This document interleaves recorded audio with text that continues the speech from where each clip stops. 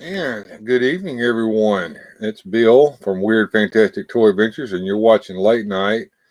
I'm look like I've got a little bit of latency going here, but it'll clear up in a minute. Uh, our subscriber goal is ever closer. We've got 900 subscribers on the channel now. We're marching toward 1,000. That 100 subscribers I want to get before the end of this year. Hey there, OBS, I see you there. And I'm hoping that my chat overlays will stay working. I've been working with them a little bit as we started the show tonight. I've got 2 new music videos that we're going to show later on tonight, and we're going to watch a 1948 video that was played to high school students to teach them how to spot propaganda and understand it and overcome it and not be swept up by it. And I think that would be a good video for us to watch tonight because I am a little Max Headroomy. I'm hoping that that'll clear up here in just a second. It usually does with time. Let me get Joneser in here. He's probably not going to be as Max Headroomy as me because he's not producing a damn show. Ha ha! What's up, everybody? It's Joneser, your favorite comic book guy. So let's do this!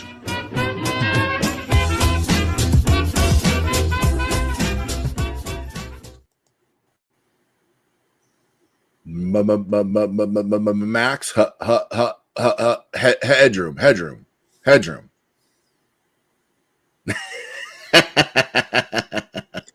I do the best I can with what I have to work with. I think Joneser and I have come to the conclusion that if I had about 2 more sticks of RAM in this thing, it might do a little better. I think you are correct. I think we have both. That's a smart guy, that Joneser. You should keep him around. There's Jamie and there's Radical Mom there. Oh, and there we go. Got all the cool people from another here. mother. Yeah, listen to the OBS down there. She's keeping up with us. So we got a pretty good full house tonight. Let me scroll up here and see if I can call everybody out. We got OBS. OBS came in pretty early tonight, and she looks like she's having trouble sleeping. They messed up her night. She's got Friday nights now. They switched her hours and stuff. Propaganda. This is not necessarily politics, OBS, but it is about how to spot how things get twisted. And this stuff is nothing new, and it's still being done to this very day. You watch this video and you're going to go, wait a minute, they're still doing this shit. There's Toy Mama, good to see you. Radical Toys in the house through studio here. Mr. George Valentine says good evening. Moving on down here, there's Jeff, All Music Fan 88, said good evening / night. Well, it is night, that's for damn sure. And I think that's about got everybody. Oh, Jamie is here. Jamie Sanders is here. And propaganda, you mean the mainstream media? Yes, I do. The mainstream media is just as guilty of this as anybody else. And, I'd even like to elaborate on that a little bit, Bill, because the mainstream media is propaganda, but people seem to lump them all into one sack. Now, it depends on what flavor of propaganda you would like. If you would like your flavor on the left wing of the Dirty Bird, then you might prefer your CNNs or your MSNBCs. And if you prefer your propaganda on the right wing of the Dirty Bird, maybe you're watching Fox, I mean, it's all propaganda either which direction. I think a lot of people forget that. I think a lot of people think the one I'm watching is the right one. All the rest of them are propaganda. Well, I don't want to spoil the video, but the thing is, the only way to defeat it is to listen to everything and make a decision for yourself. And the problem with today's world is that one side wants to shut the other side up so that nobody can hear what they have to say.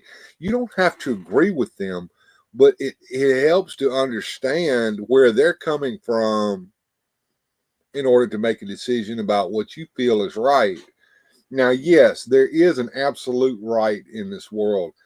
For instance, You can't imagine a white elephant being in the room if there is none. So even if your version of the truth is that there is a white elephant in here when there's not, then you're fucking wrong. Okay, we understand that.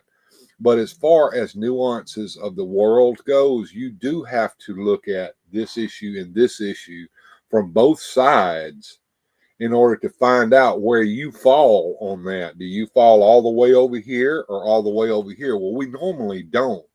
We fall somewhere in the middle, right? We would like to think so. I mean, I don't usually like to talk what my personal politics are, though I bet if someone listens to me for more than a couple minutes, they'd probably figure it out real quick. But my thing is this: politics and your beliefs and your what side of what wing or what dirty bird or whatever frickin' propaganda channel you're listening to, all doesn't matter. What this society has lost is the art of having a civil discussion or debate with the other side. Like you said, they just want an echo chamber. They do not want to hear the other side's opinion, the other side's thoughts. That's one of that's one of the things that is a tool of those who want to control. In order to do that, you put your narrative out and you shut the other side completely up. And the evil little man with the funny mustache, who was a bad guy in WW2, his one of his favorite things was, if you tell the lie long enough, it becomes the truth. No, that's completely true. And also, if you can control all the information, then you can control what everybody's getting, and more importantly, what they're not getting. And OBS brings up a good point, and maybe the featured chat will catch up with it. I've noticed if I leave it alone, sometimes it comes in kind of hard and strong as it catches up. So I'm just going to leave it alone. It may or may not catch up. I got it on auto. OBS says we all know right and wrong and what good and evil is. And then Jeff is like, we do. And Radical Mom says, yes, we do. I think we do. I mean, a lot of people, there are certain things where you're like, okay, are you for this or are you for that? Well, you might be for this or you might be for that, but I think everybody could say like murder's wrong. Yeah, that's a good point. And, like, and whether you believe in the Bible or not, if you look at the 10 Commandments, for the most part, if you don't get hung up on some of that, that stuff that was in there about this or that, but look at what it's saying in there. Don't kill. Don't do this. Don't do that. Do this, but not that. I mean, it I don't see how you can disagree with it. There's a lot of things like we all can agree, like child abuse is wrong. I don't think I've heard nobody get on a soapbox and say, no, you should neglect. That's correct. CP is a bad thing, and we're not going to talk about it. We're not going to say it out loud because the YouTube bodies will come along and give me a community strike or some bullshit because they don't want us to. Hell, they may get us just because we play this damn video, but the video's been around since 1948. Right. And I think it's worth watching. The ones running the planet know exactly what they're doing. Yeah, and those are the ones that are operating behind the scenes, Jack. And what's funny is information can be the same information, but how it's said can change your perception of it. Now I'm going to say something and it's going to be the same thing, but it's going to sound very different. Now I'm going to say 8 people were murdered in a church. Okay. That makes you feel a certain way. You saw it, you heard it. That's a horrible thing. Now this is the same thing, but it's going to invoke different feelings in you. 8 colored people were murdered in a church by a white gunman. That's the same story, right? And we could flip the Yeah, it is. It is, but it all depends on how much information that you choose to hold back. That's all in here. The glittering generalities, all that kind of stuff. It's all in here. There's figuratively speaking, what's happening, man. And as my featured chat starts to catch up, it's gonna litter the screen with stuff. But pay no attention to the man behind the curtain, says Studio. Yeah, that's absolutely correct. We don't talk about the mighty Oz. No, you're dangerous. All right. Now, like I said earlier, I've got a couple of new music videos to play tonight as well to entertain everyone. What I think I want to do right now is I think I want to get some interaction going. So we always do a little bit of interaction at the beginning. So I'm going to do a "How was your week?" interaction. Usually we get varied results on that. So let me interact here with everyone. We're going to do an engagement. We're going to start a poll here. How was your week? And let's add some stuff in here. It was great. That's going to be at the top. And then the next one will be so-so.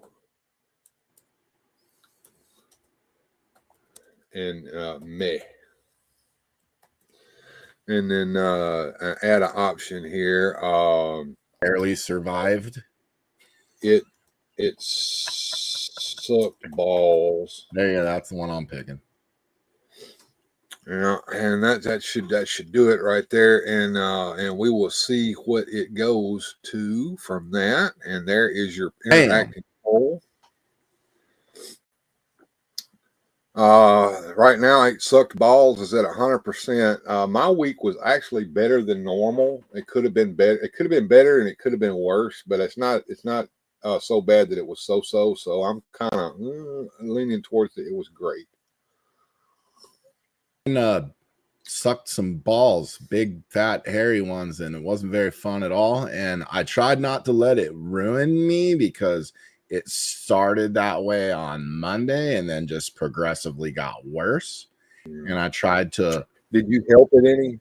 Did you help it any, or did you make it worse? Now, well, the reason I'm asking that, the reason I'm asking that is because we have a tendency as human beings, when the going gets tough, we make it even tougher by letting our mind take over for us and take us down the dark path. So that's the reason I'm asking that. Bill, it's almost like you know me too well. Oh my God, it's car engine blew up. No, I'm sorry to hear that, man. Jesus. It's almost like you know me too well, Bill, because I'm very poke the bear, So the bear comes and pokes me, and then I go doink, and then the bear comes back not happy. And then I don't know what's wrong with me, but at some point I reversed course, and I had almost like what I'm going to call a spiritual revelation, where I decided that everywhere I go, every room I walk into, and everything I do, that place is going to be made better because I went through there. So say I walk through the kitchen and there's a half a sink full of dishes. Well, I'm going to stop. I'm going to take 10 minutes and I'm going to do that half a sink full of dishes. And then I'm going to move on. That room has now been improved because I went through there. And I applied that to my work and my home life and dealing with my kids. And it helped me because now no one can say I'm the problem.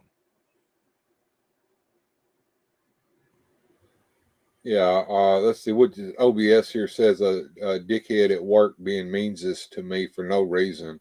I called him out and he put his head down like a little kid, all shifty-eyed, lies all the time.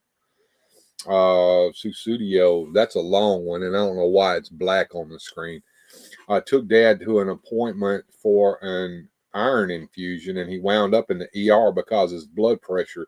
He's still in the hospital because he's full of fluid again, and he's been there since Thursday. Man, prayers for you and your dad, Susudio.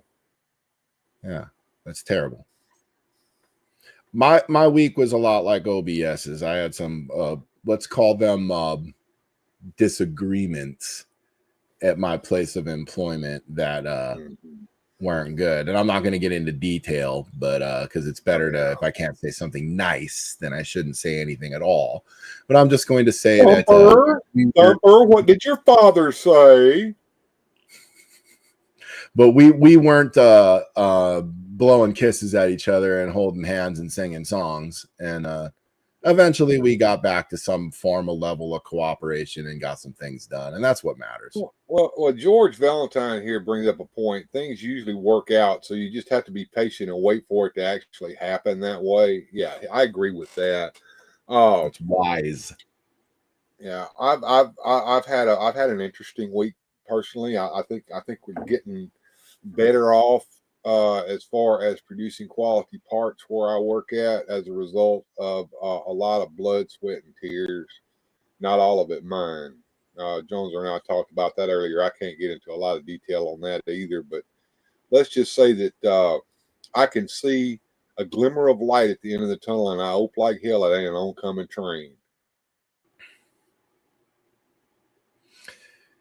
I liked that story that you told Bill about the bird. The little bird?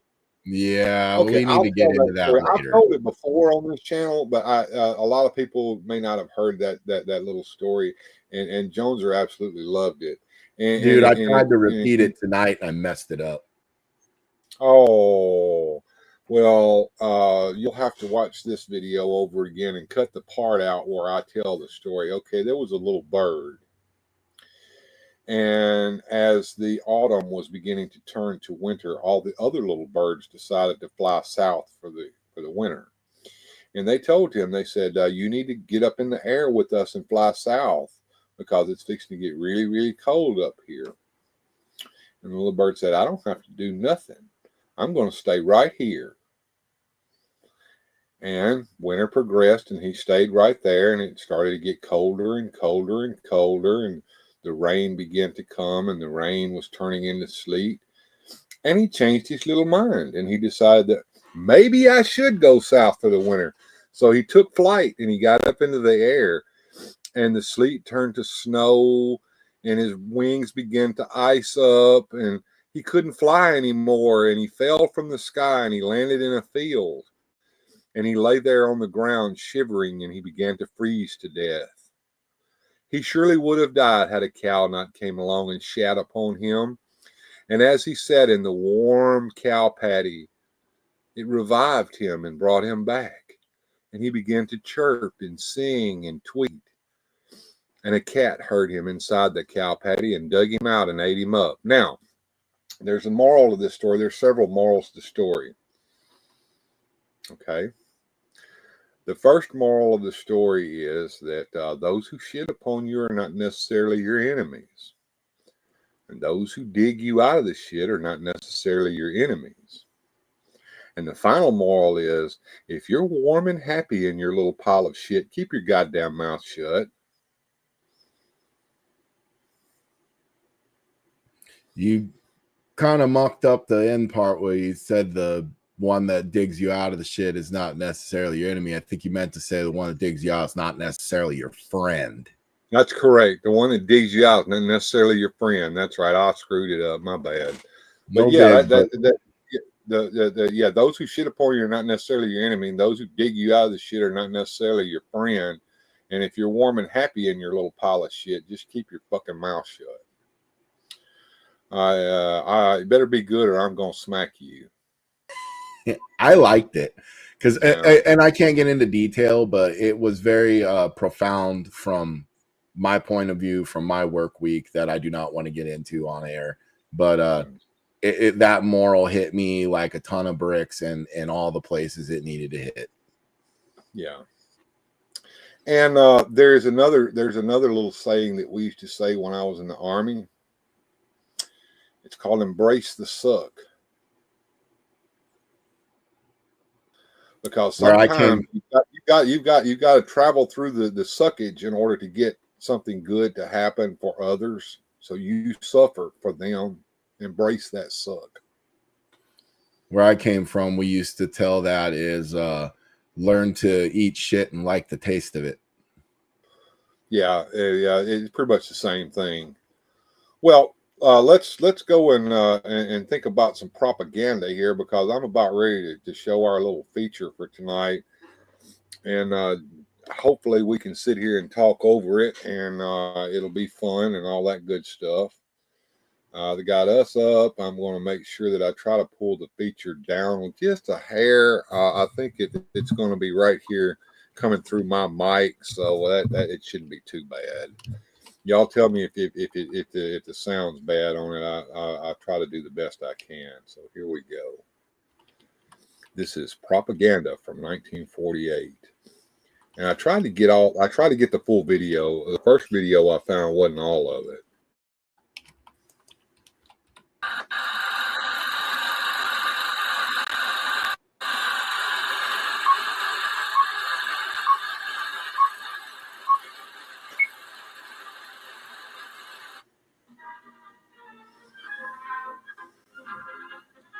Really a victory for good government, Mr. Brown? Or was it a victory? Well, perhaps I can help you, Chuck. I think the election was a victory for good government. It might also be called a victory for propaganda.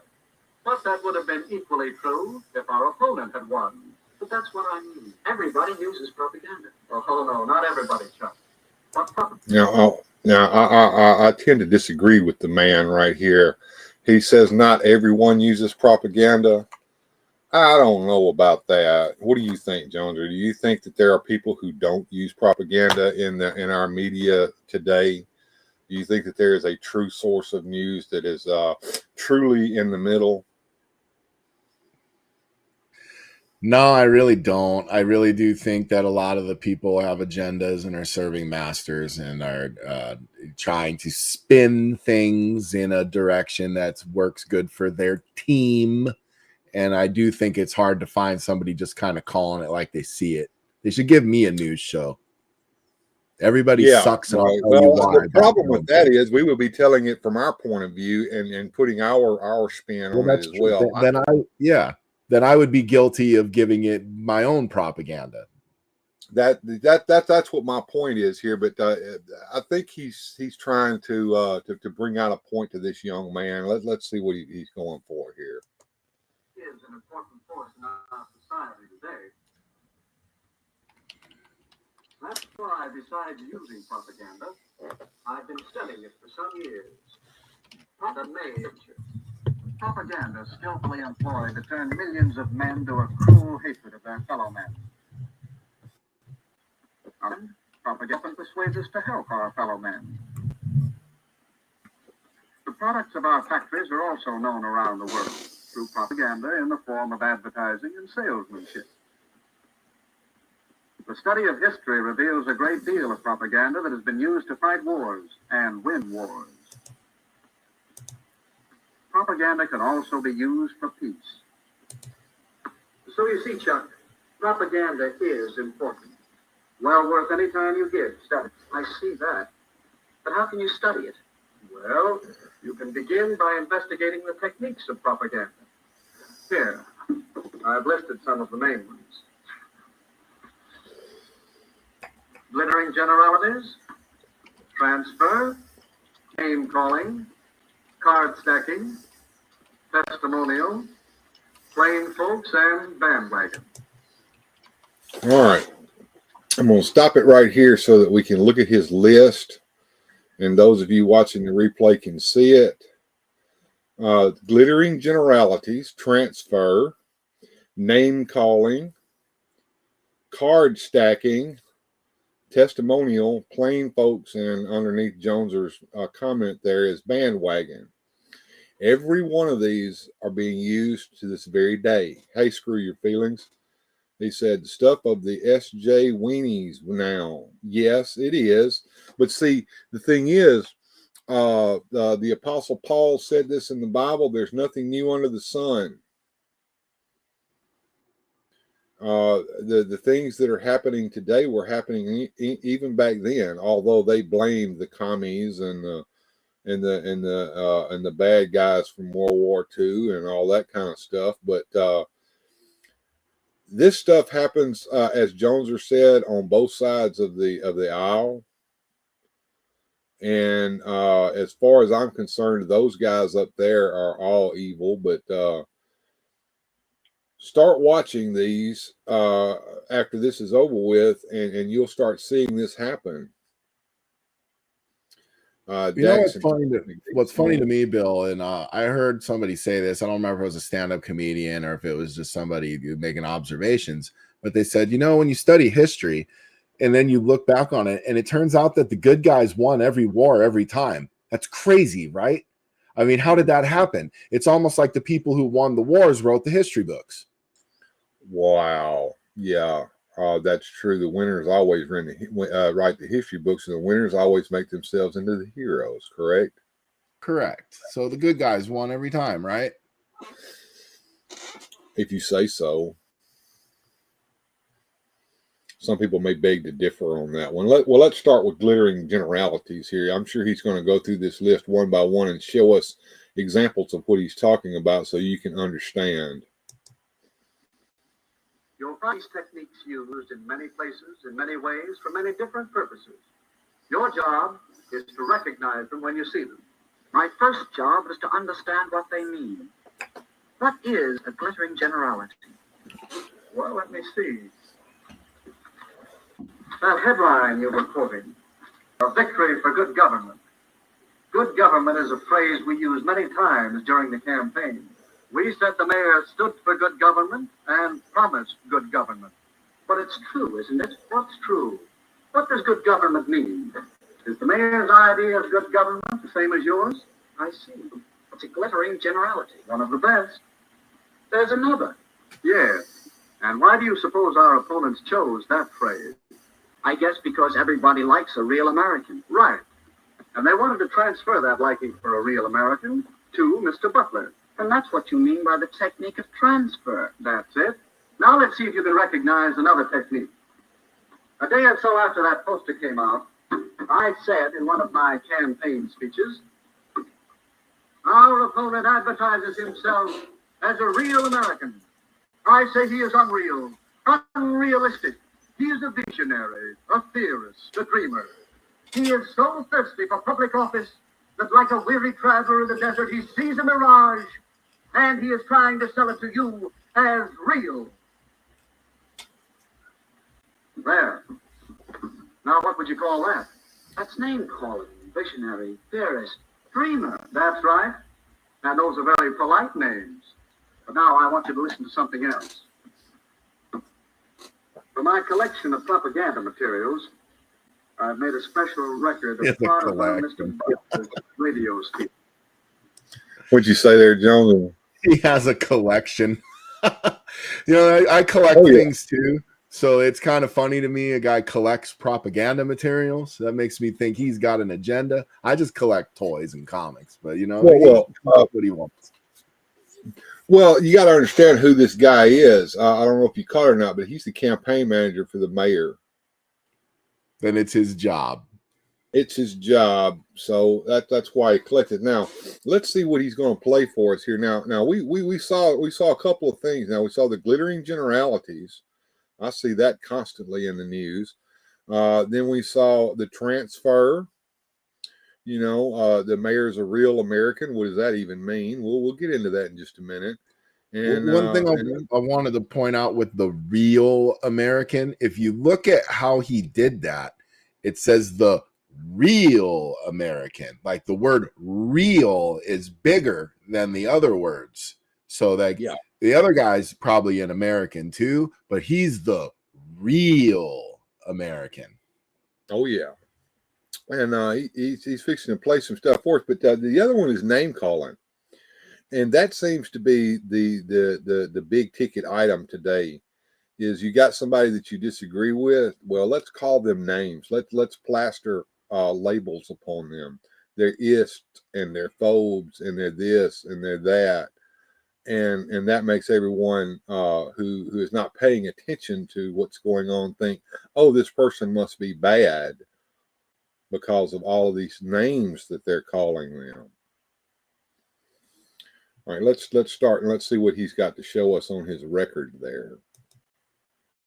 Mayor Cooper asks that he be judged by his performance in office. Very well. Let's ask him who was mayor when the municipal waterworks fell into such a state of disrepair that the whole town was without water for 2 days. Let's ask him.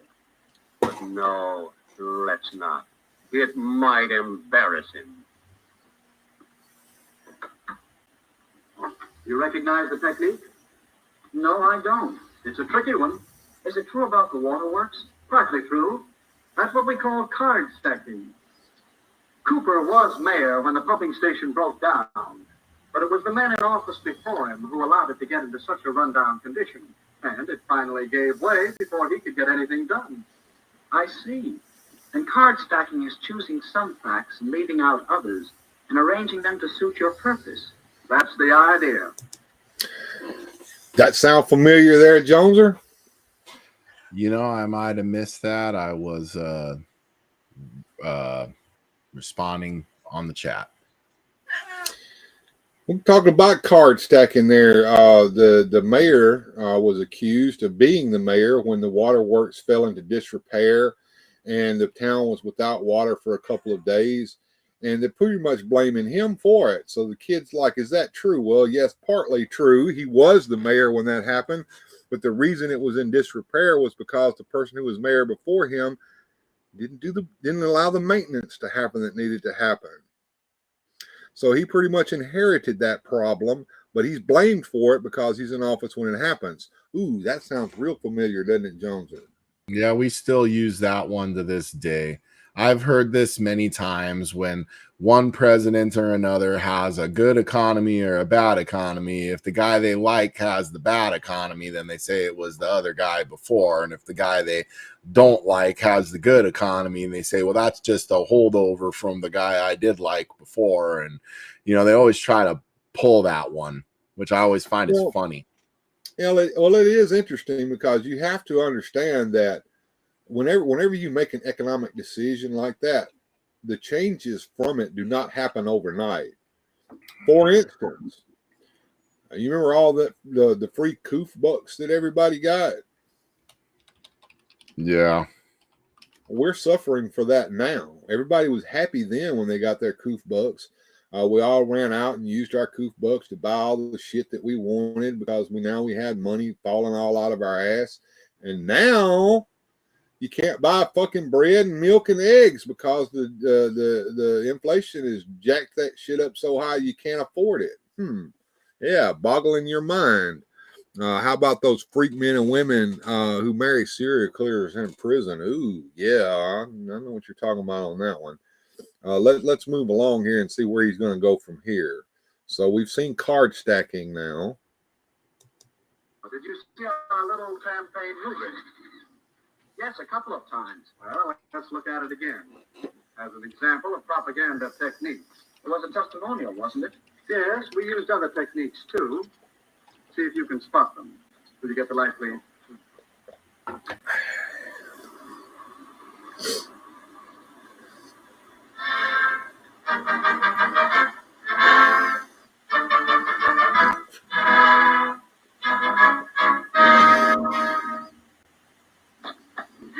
Land sakes, a body hardly has time enough. The house to clean, and the washing to do, and the men folks to feed. They like their chocolate cake, too. But I do want to take time to tell you that That looked like a big pile of dookie. I like that she said the men folks to feed. Like, I guess in the 50s, we didn't know how to fend for ourselves. I don't know. Well, I think that was before the days of TV dinners too, if I'm not mistaken. Nah, probably. All right, let's see who. I think we can guess what method we're going for here. Can you guess, Jones, or what method we're doing here? You don't even remember the list. I ain't guilty. That'd be plain folk. Cooper, ever since he was knee-high to a grasshopper, he comes of a good, respectable family, just as honest as the day is long. He knows our town. He's one of us. That's why I'm going to vote for Mayor Cooper. And all my friends are going to vote for him, too. Well, stop a minute, Chuck. Recognize the technique? That must be what you call plain folks. That's right. You'll find many versions of the appeal based on the common man, the man on the street, log cabin to president. Now let's look at the rest of the movie. Yes, Mrs. Hamline is voting for Mayor Cooper. Her friends are voting for Mayor Cooper. Your friends are voting for Mayor Bandwagon. Cooper. I got that one right. And what they want is Mayor Cooper. Don't you be left behind. Get on board the Victory Special. Vote for Mayor Cooper and ride with him to victory. Yeah. Vote for Mayor Cooper or like everyone else, or you'll be the odd man out. You have to do what everybody else is doing, or you're evil or bad, or you're not good, right? Bandwagon, right? I got that one right. You did. All right, moving on along. Now, this isn't the end of the movie. That's the end of the show he was showing. I love the music. It's the bandwagon. Yes, propaganda we've been talking about is easy to detect. But a great deal of propaganda is much more hidden, much harder to detect. That's what's bothering me. Even a small local election, there's so much propaganda. That poster, a real American, used as a transfer device. Does that mean it isn't true? Not necessarily. Evaluating propaganda isn't that simple. Recognizing the technique is one step. Another step is to know the purpose. What is the purpose here? That's easy. To get people to vote for Butler. Yes, to persuade people that Butler is the better man, to move them to vote for him. In short, to sell Mr. Butler to the voters. You'll find that the purpose of most propaganda is to persuade people to believe something, to do something, or to buy something. All right. But it still doesn't answer my question. No. Your next step, and it's a big one, is to get the facts. Well, is he a real American? Howard Butler was born in this country. He obeys its laws. He's a good citizen. Yes, he is a real American. The same can be said for Richard Cooper. So ask yourself whether the facts support the purpose. Do they support the transfer of feeling from real American to Mr. Butler over Mr. Cooper? No, I guess not. Well, that's your fourth step. Weigh the facts against the purpose and the technique. I think I understand. To know whether propaganda is good or not, whether it's true or not, I should know the purpose, recognize the technique, get the facts, and judge the purpose and technique by the facts. And that's the facts, Jack, because if you don't have the facts, then you're not going to be able to judge what's true and what's not. Get your jabs. If you don't get your jabs, there will be a long winter of suffering and death. Is that true? Well, why wouldn't it be? I heard it on television. If you say it on television, it's got to be true, right? Oh, hell, if it's on the internet, it's got to be true, right? Right. There we go. You know who's a real American, Bill? I know who's a real American. Hulk Hogan. Hulk Hogan is a real American. He fights for the rights of every man. He played that tune as he came out. Unfortunately, when he dies, he puts shoe polish all over his face and puts dark shades on and comes out to Voodoo Child, and he's not that real American. Well, then he was playing bad guy there, which was a good look on him. We didn't know Hulk Hogan could be a good bad guy. You know, we found that out later. Mm-hmm. Great quote in book OBS. What'd she say? Everything AI. 1984. Oh yeah. The party told you to reject the evidence of your eyes and ears. It was their most essential and final command. Mm-hmm. OBS is a well-read individual, is she not? You know, the more and more I hear her things she types or the stuff she says, I'm like, man, It's like she says, like a brother from another mother. Well, she must be the sister from another mister here, because I like to read. I like it's like she got on the same wavelength in my twisted little head. Oh yeah. Jonesy, I cried at the end and I couldn't read it again, she says. It is a sad book. It's one it's one a lot of people like to quote, but not a lot of people have actually read. Yeah. There's a lot of people who like to throw 1984 out there and say, oh, this, that, and the other. And it's like, well, did you ever read it? Well, no, I never read it. Well, you just got the bullet points so you could pass your high school test. Good job. Yeah. The thing about that is a lot of people will take stuff like that and they will cherry pick what they want out to further the agenda that they have. Ooh, that's propaganda, is it not? It is. In fact, I watched that quote where there were people like, oh, this was like 1984. This was like 1984. And I saw them on CNN doing that against Orange Man. And then later you see it on Fox and they do it against the Old Man. Mm-hmm. You know, both sides are just as guilty of it. As a matter of fact, he said that in this video, the man who is teaching this young lad here, that both sides do it. And you have to differentiate and you have to get the facts. In other words, yeah, I recommend everyone to read it. I do too, OBS. The thing is, if you can't get the other side of the issue, if you're not allowed to even hear the other side of the issue, how can you have the facts? And that seems to be what the agenda is, even on both sides. Let me tell you what to believe and let me shut everybody else up that has a differing opinion so they can't say anything to you to change your mind. Well, we were watching that happen before the Tesla Musk guy bought Twitter, which is now X or whatever. People who were actually telling the truth, like medical people who were weighing in, were shut down, silenced, had their accounts banned, their YouTube channels pulled, their videos flagged, and then later it was found, oh, wait a minute, what that person said was technically true, and but it didn't fit the message, so it was removed. Yeah. Well, we also know that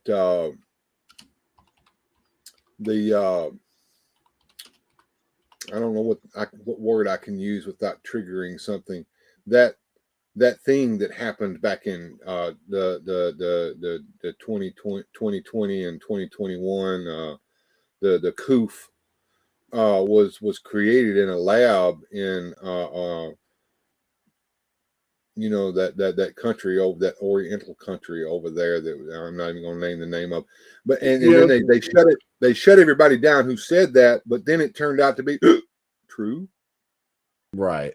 And here's the thing, Bill, and maybe I'm not the right guy for this, but I don't know how to talk. You're very gifted at talking circles around things, whereas like I would just say every $4 word you skipped over and just look right at the thing and just say it, so it's like it's funny to me. We can't get the YouTube censors riled up, and we have to talk around them just a little bit. What I don't get at is the words that you're skipping over aren't illegal. They're not, but YouTube makes them illegal because the bodies will come along and give me a community strike, and we can't be having that. Not as we march towards 1,000 subscribers where I can start getting my ad revenue that I'm not getting right now. Please subscribe to the channel if you haven't already. Check your subscriptions. You may be unsubscribed and not know it. We have a super chat goal this weekend of $50, and we're nowhere near it right now, but it would be nice to get a few super chats. And if you do have a video in my repertoire that you would like to hear, I'll be more than happy to play it for you if you will suggest it in a super chat. Brainwaves, Jonesy, the pandemic, yes, absolutely. Lockdowns, all that crap, wearing diapers on our faces.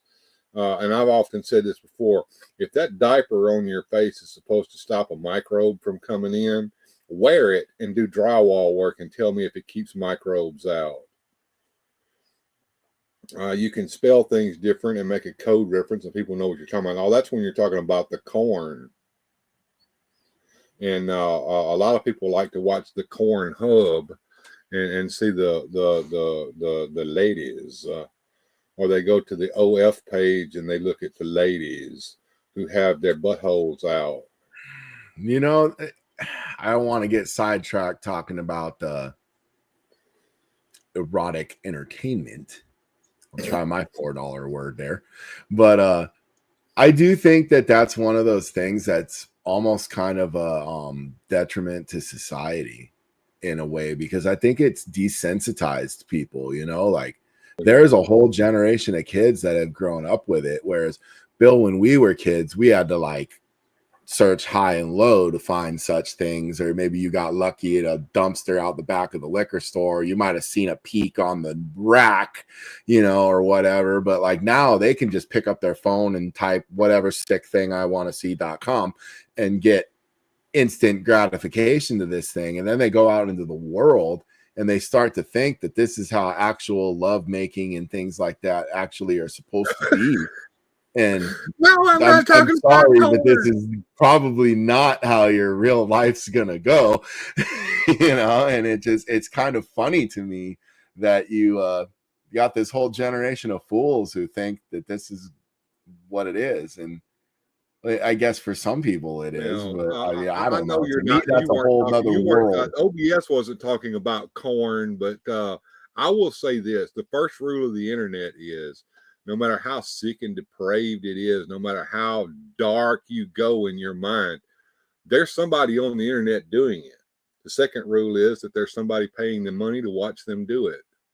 And there's somebody very much watching intently and enjoying said weird, sick thing. Or maybe it's normal in some circles. I don't know. I've been told I'm just... Oh, yes. I worked at Somerset Farms when I was 16, and the corn mags were behind the counter with a cover over it. Yeah, I remember that. With a little black piece of paper. Black thing, and it had the name of the magazine on the front of it, but you couldn't see what the cover was. Not that there was anything rotten on the cover. You had to get on the inside and fold the fold out in order to see that, right? Yeah, I was too busy over there reading Spider-Man, you know, or Mad Magazine. I wasn't trying. Well, maybe when I was 13, I was like, you know, but I digress. We're almost at the end of this one. We got about 1 minute and 24 left to it. Let's finish it out here and get off the corn. That's what she said. Mm-hmm. All right, let's see here. Here we go. Maybe we can get our chat bot back working again. And here we go. Feature presentation. Facts about live political battle don't come to a campaign manager. I might do it at that. But I will also go and see your opposition. Well, that's all right. Whenever you're tracking down propaganda, get as many different points of view as you can. You know something? What? I think that it might be interesting to make a really serious study of propaganda. I find it interesting, and there's plenty to study. Here I have just a few of the many books on the subject. You can read them. You can keep your eyes and ears open for little bits of propaganda. And, of course, you can study whole propaganda campaigns. Here are a few on which I've been gathering material. Hitler and Nazi Germany had a campaign of propaganda that ran over many years. Now, you were afraid to say it. They showed it.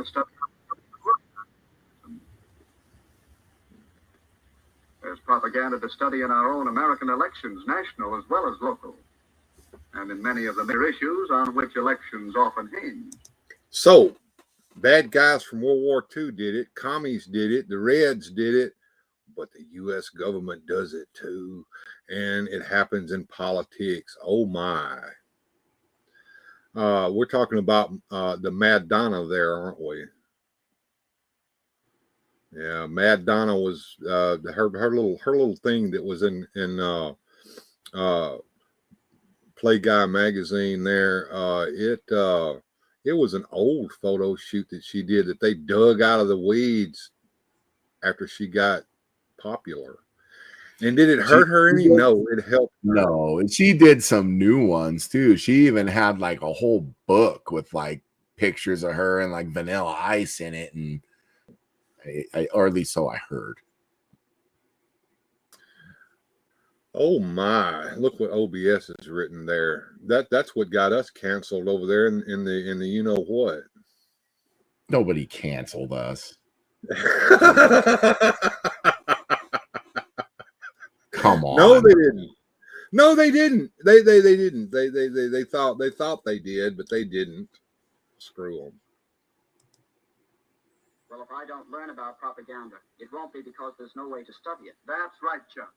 Remember the techniques of propaganda and use the procedure we out is a powerful force. So powerful that your study of propaganda is important not only to you, but to me and to the world. And we come to the end of our little video here. And the very end of it, you know, you are responsible for finding out the truth of the matter. You have to dig out both sides of the issue, and both sides of the issue are going to try to obscure their opponent so that you can't get to the truth. So it takes a little bit of effort on your own part.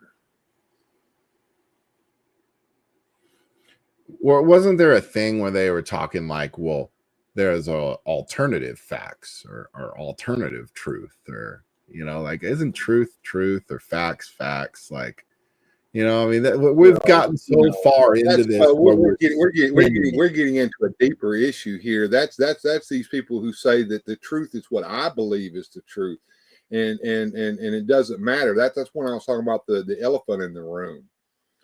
If there is an elephant in the room and you choose to ignore it and say there's not an elephant in the room, then you're obscuring the facts, Jack. If there isn't an elephant in the room and you pretend there is an elephant in the room, then you're still pretending. So, you know, you can pretend all you want. You can cosplay all you want. You can put masks on all you want, but you're still what you are underneath all of that. Well, now, here's take that any way you want to, people. Here's a funny one, and wave me off if I'm getting a little too wild for you over here, but I'm gonna throw some stuff out that might be a little controversial. And you know, last time I said I was gonna do something controversial, someone got all up in their feelings, and I hope it happens again, to be honest with you. You know, but anyways, this is a real life story, real life scenario. My kid's going to school, in high school. He's 14, 15, and there are kids in his class that are wearing little cat ears and little kitty tails. To him, instead of responding like a freaking human being, they're just going, meow. And this kind of nonsense is tolerated, whereas I'm trying to go back into my old brain into the 1990s when I was in high school, and what old Coach Coffin would have done if you would have looked at him when he asked you a question and said meow, because I'm pretty sure it wouldn't have ended very well, and it guaranteed that wouldn't be tolerated. You go back into the 50s, they might have put you in a rubber room for doing something like that. But nowadays we're saying, well, you can't upset the poor child's feelings because he identifies as a kitty. And so he's a kitty now. And the right thing to do is for all of us to play along with the nonsense and go on with that he's a kitty till we don't hurt his feelings. Now, I call BS. Right, let me interrupt you. I knew it was going to get down to this. Here's the thing. We've been kids, believe it or not, all of us, and we know how kids' brains operate. Even the fucking adults today do. I'm going to go on a rant now.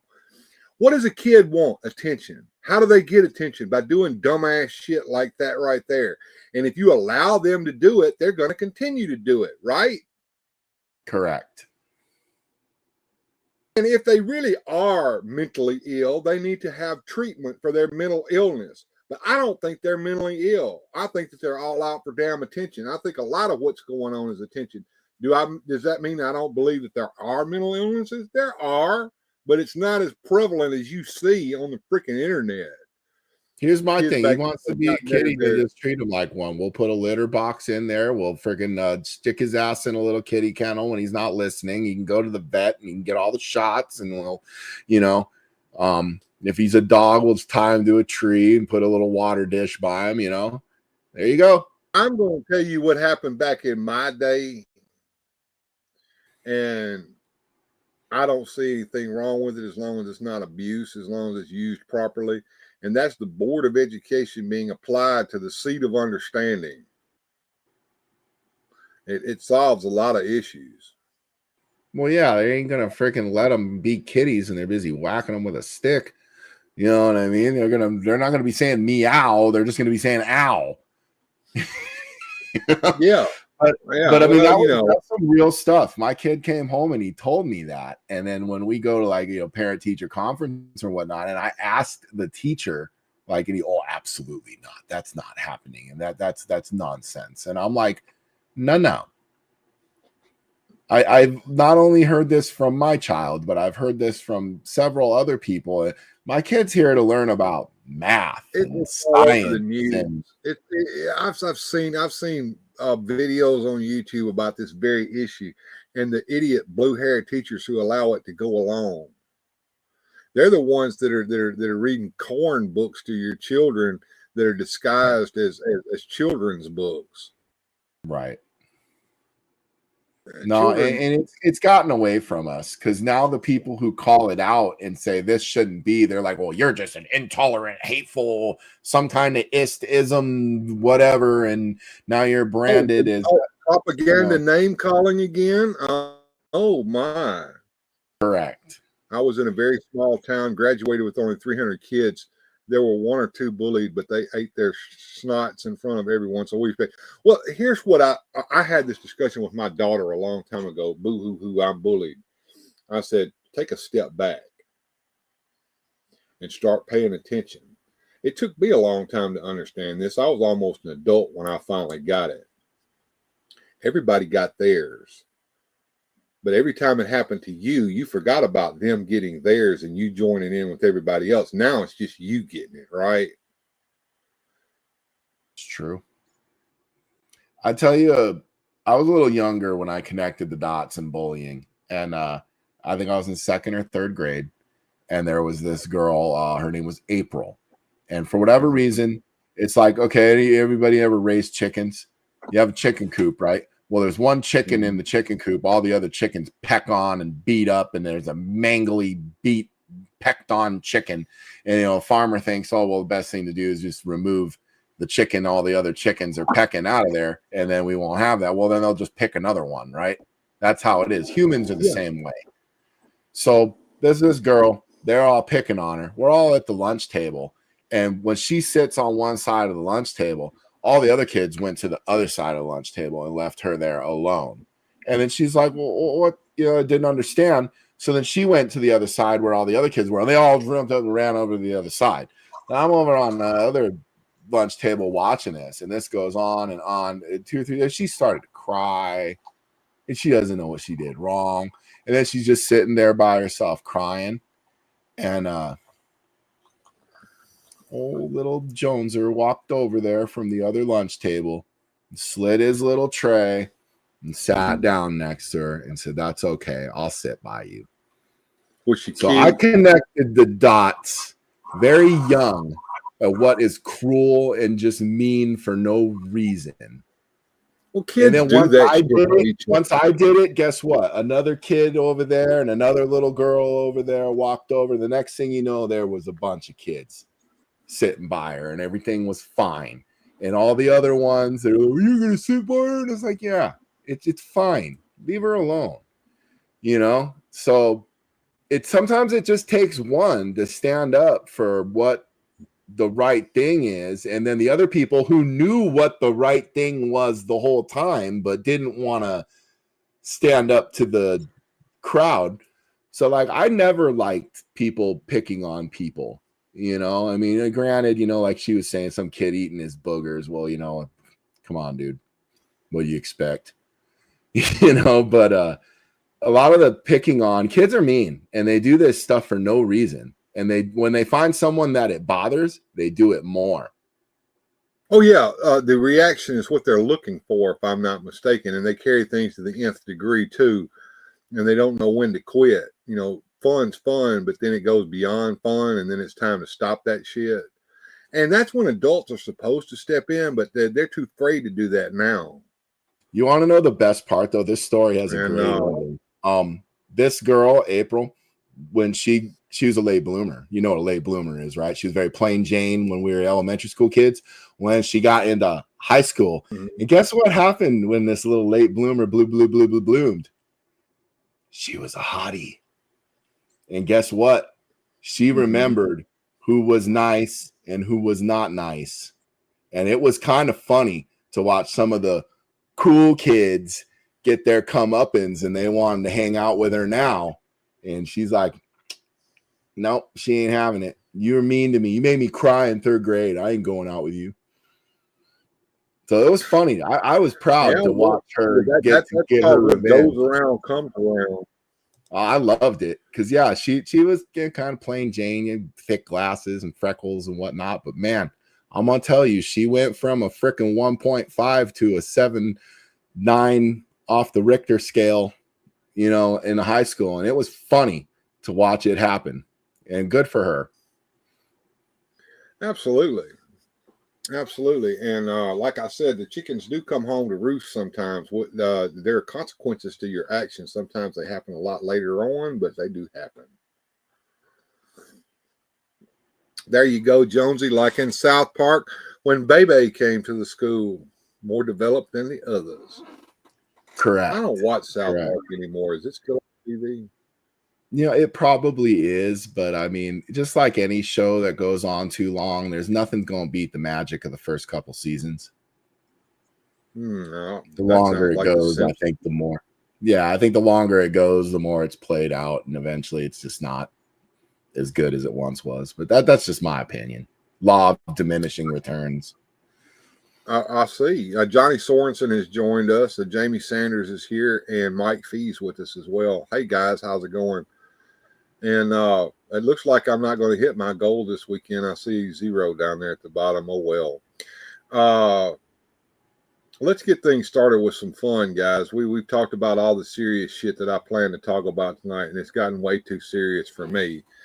And I think it's time to play some music. And I do have some new music. I do have some new music for everybody. Let me go down here to the video list real quick, and I love this video. If you get on YouTube, the original version of this is out there, and it's cool. But I decided to kind of do a little bit of recreation with it with my toys. And this is Weird Fantastic Toy Adventures. So we do weird and fantastic adventures with our toys. So the video that we're going to watch, I call That Time Is Now. So let's watch That Time Is Now real quick, and we'll get back. And if you guys like it, super chat me a little bit of money so that I can continue to give these videos to you guys, because it costs me to do all of this. It really does. And if you like tonight's show, give me some likes on the video as well. That helps the algorithm. Here we go. That Time Is Now.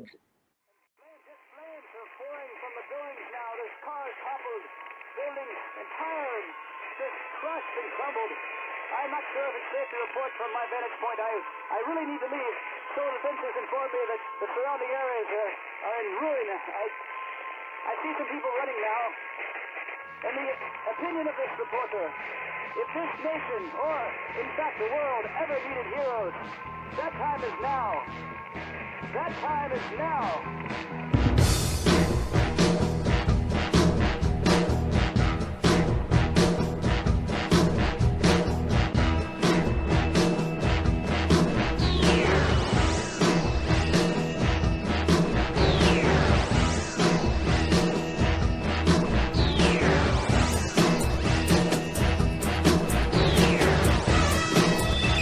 In the great hall of the Justice League,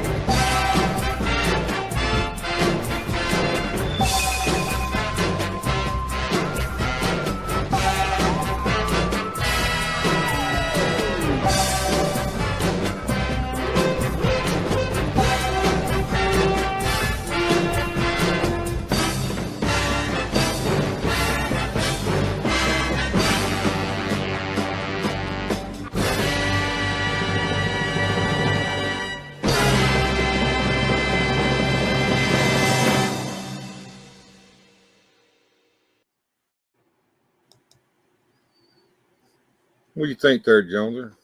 Dude, I was jamming to that. That was awesome. Was a little distracted. You watched me beginning to make that the other day. You and I were hanging out together while I had started making that. Was that yesterday? That was yesterday. It seems like 100 years ago, but it was yesterday. And I went to bed late last night and had to get up early this morning and go to work because I had to work today. And I stayed up late and I began making that. That was fun, says OBS. I'm glad you liked it. We've got more. Oh, thank you, Jones. Oh, thanks, man. I appreciate that, man. That's great. I wish I could feature that on the screen, but my featured chat is slowed down and I got behind. But I'm sure that up here above me, sometimes somewhere around here, that we'll get a little cha-ching here. 100% feel good, says screw your feelings. Thank you, sir. I've got some more feel goods down here in the video list, guys. Joneser, you'll be proud of me, man. I made a couple of more videos besides that one tonight, and I do have one more besides that one that's brand new that we could play tonight. If you guys want to hear it, let me know. You've all heard of shipping up to Boston. Well, this is shipping up to eternity that we'll play here in just a second. I want to see if that cha-ching will come up on the screen. Sometimes it gets real delayed, but I'm watching the chat here. Let's go back. Put a chick in it and make her gay and lame.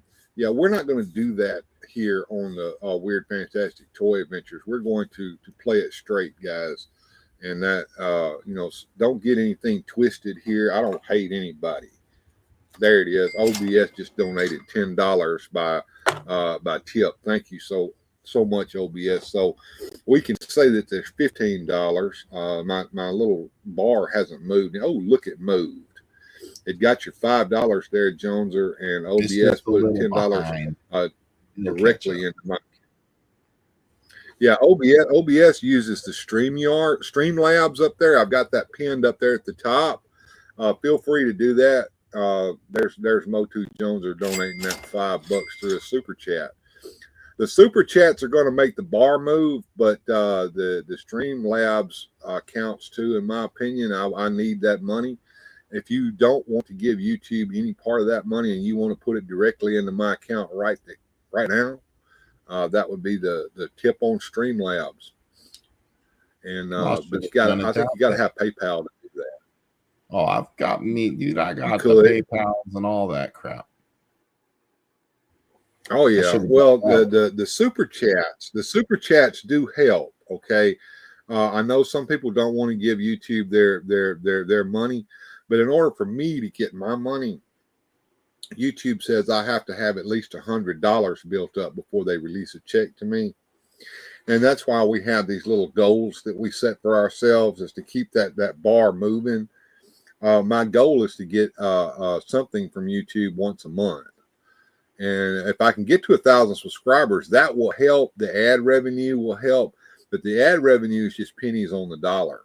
The money comes from people super chatting or super liking. And I did get a super like. Thank you, Nightwing, for the super like that was on a video that or a live stream that he came in late on and watched the replay. And he went up there and hit the super like. What is the super like, Joneser? I asked you the other day if you knew what a super like was, and what was your response to that? I don't know what you're freaking talking about. If you are on YouTube's on the computer or on your phone, and you look right below the video, you'll see a little menu bar down there with some different things in it, like thumbs ups and thumbs downs. If you keep moving along that menu bar, one of them is a little heart with a $sign in it. If you click the little heart with a $sign in it, your comment will be monetized. You can pick just like a super chat, and it will highlight in the comment list that it was a super like. And I have got a grand total of 1 super like since I've been monetized, and that came from Nightwing just this week. So thank you, Nightwing. Brent, if you're out there, I appreciate that more than anything in this world. I love to get there you go. That's him right there, Nightwing.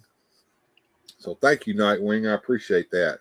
Now, are you guys ready? I guess Joneser and OBS are, because they gave me a super chat. Are you ready for our next video? It's called Shipping Up to Eternia.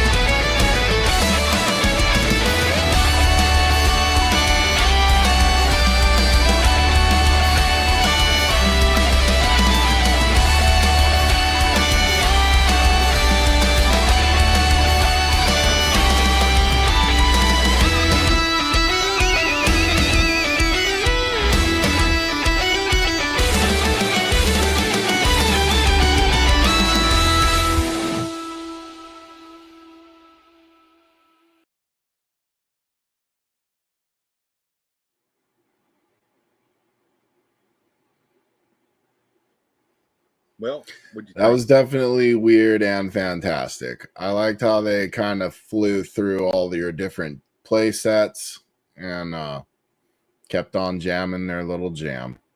And I did not know before yesterday, Bill, that Allie the Piper was a real thing. I thought this was something that was created in your twisted little mind. Oh no, she's a real person, and so is Mia Sano. Yeah, I did not know that. So I shows how in the dark I am sometimes. Yeah. Well, sometimes it bees that way. And I'm going to take a moment because I actually made a new video as well, besides the ones that we've been playing here.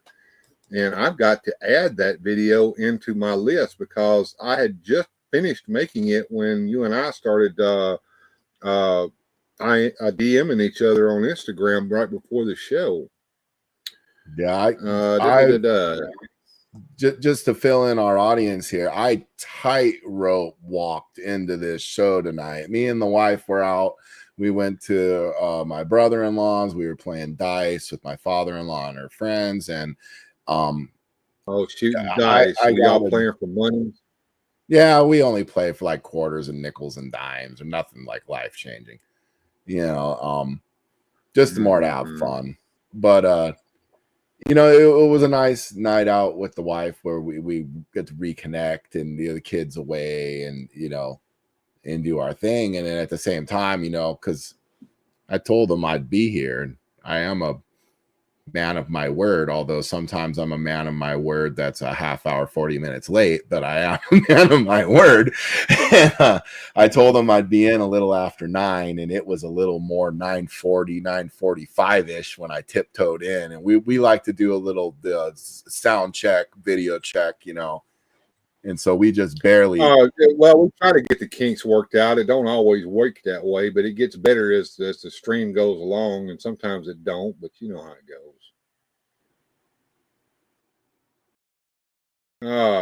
Entertain them, please. I'm trying to find where I put the damn thing. Well, that I can definitely do. So, folks, would you like me to regale you in a tale of Joneser's youth, or would you like a song? Oh, we have been okay for the YouTube overlords and for you. Oh my goodness, another $5 super chat. Thank you. It gets you a little closer for them. I've got it in. I've got it in here. Let me see if I can get it. I'm going to have to unfortunately, I'm going to have to put this in here and then start moving it around. So just bear with me here, and let me see if I can get it going here. Hang on.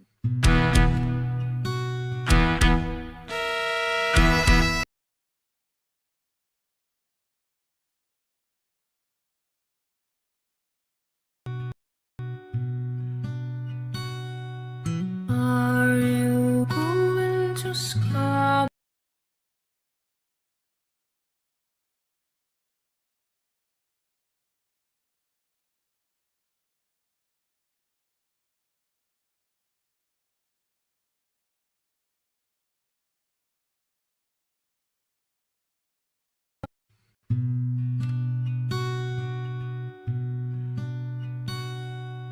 Are you going to Scarborough Fair? Parsley, sage, rosemary, and thyme. Remember me to one who lives there. He once was a true love of mine.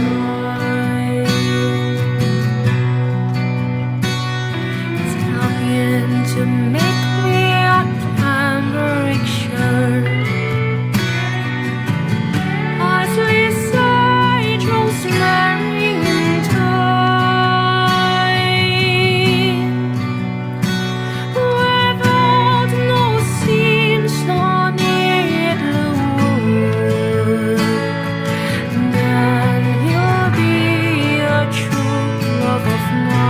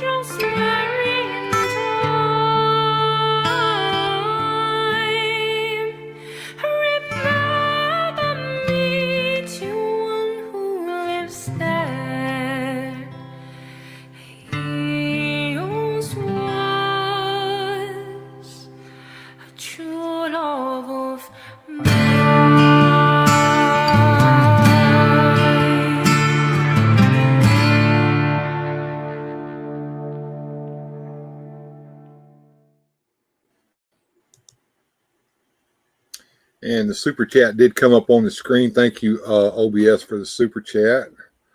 Okay, for the YouTubes, the overlords, and for you, and lots of love. She's chopping parsley for tonight's dinner and garnish. Yum, yum.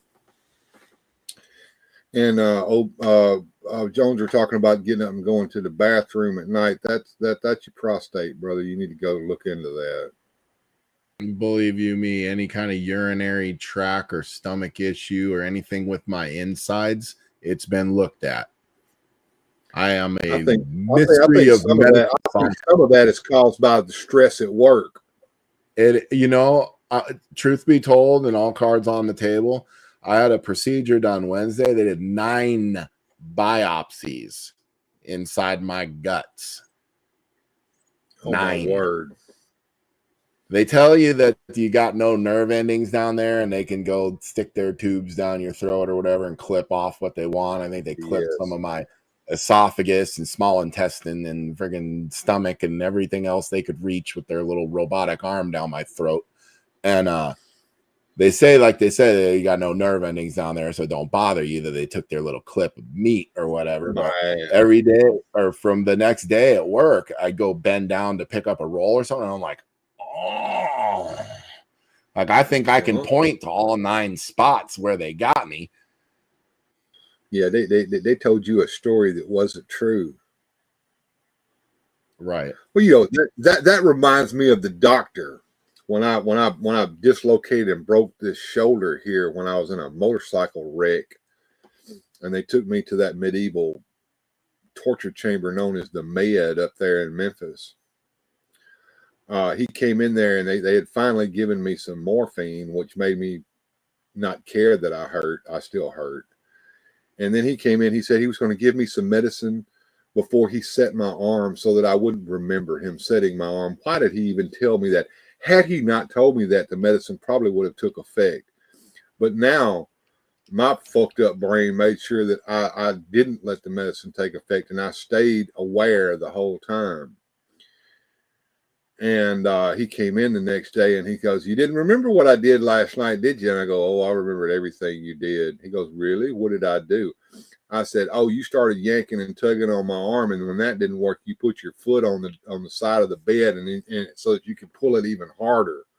He goes, "I did. You really remembered that?" And I said, "Yes, I did." Well, I can tell you they put my ass to sleep. I don't remember nothing. They wheeled me into that room, and the anesthesiologist talked to me, and the next thing I knew, I woke up somewhere else with other people.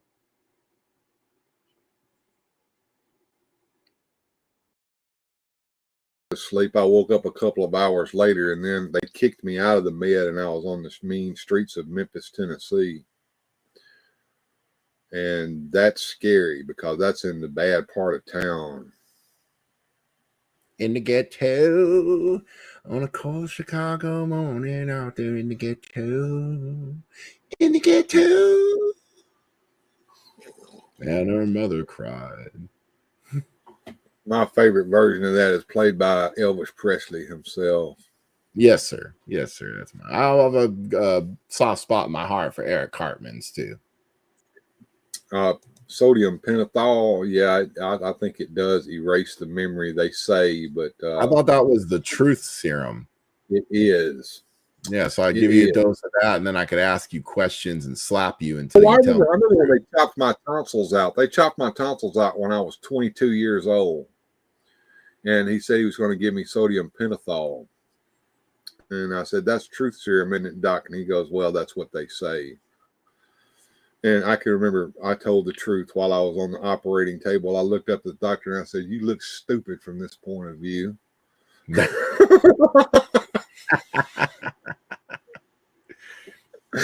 Oh, okay, truth serum.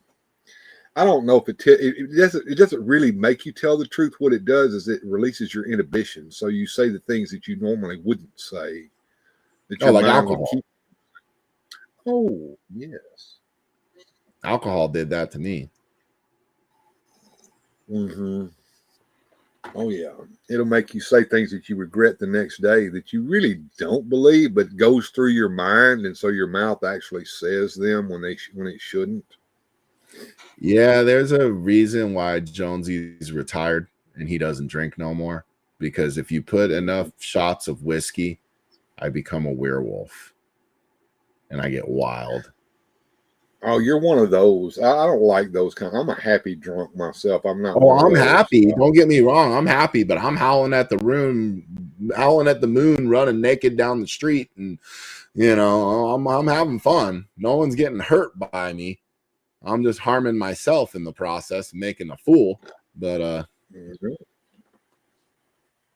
It does that to most people, says OBS. well, the problem is I was one of those, like, a shot in a brew, darling, and keep them coming. But among my friends, a lot of people, if they belly up the bar with me, one of the safety tips that people would give to the other people is, don't try to keep up with Joneser. He will poison you. Because for whatever reason, OBS can drink like that. Y'all could probably both drink me under the table. My non-drinking bud hadn't drank nothing in years. Like, I couldn't stand it anymore. Pure volume that I can put away and not die is mind-boggling. That's why we don't do it no more. I've been promising everyone that I would do this, but I haven't done it yet. But I will get around to it. But I was busy today cutting brand new videos. I showed 3 brand new videos tonight, and I want to try to continue to do that from week to week. At least get 1 new video in each week into our list. But I need to make a playlist that I can show on the screen and everybody can pick from them. Mostly booze. Someone would stand up and say, I can kick your ass, and then I'm out of there. Oh yeah, that happens all the time too. That usually happens at the after party, the one that you really don't need to go to. Yeah. Nothing Did I ever good tell ever you about happens. that? Yes, you have. Many times. Yeah. That's profound knowledge. Oh yeah, there's always one that wants to fight. Yeah, like I said, that nothing good happens after midnight. When the bar closes, you need to go your ass over to Crystal, get you them few Crystal burgers in your stomach to soak up that alcohol and get your ass on home.